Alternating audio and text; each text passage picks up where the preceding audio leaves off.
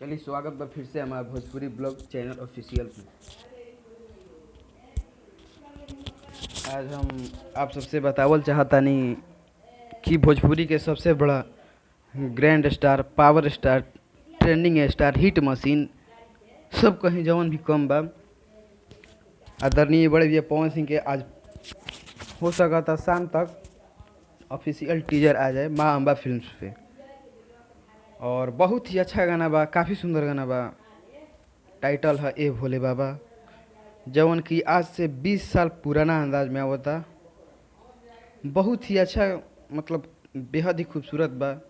जौना के लिखले बनी अपन कलम से सजौले बनी बड़े भैया विजय चौहान जी ने में अपन संगीत दिले बनी विकी बॉस भैया। हम परिकल्पना बा दीपक भैया के, और भोजपुरी के 4 सुपरस्टार और में शामिल बनी।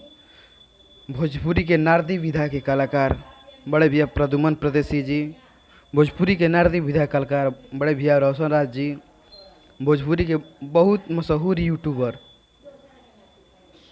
शुभम शुभम भैया, और भोजपुरी के बहुत अच्छा ही कलाकार और स्टार मानी तो बानी जाओ में बहुत ही अच्छा लगा था, काफ़ी सुंदर आएगो। हाँ, भोजपुरी का और बहुत सुंदर स्टार सूर्या भैया बनी।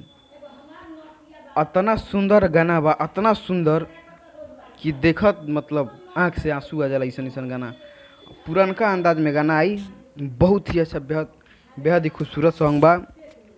और माँ अम्बा फिल्म पे आज शाम तक टीजर आ सकता। जय हो, फिर से मिलल जाए। जय हिंद।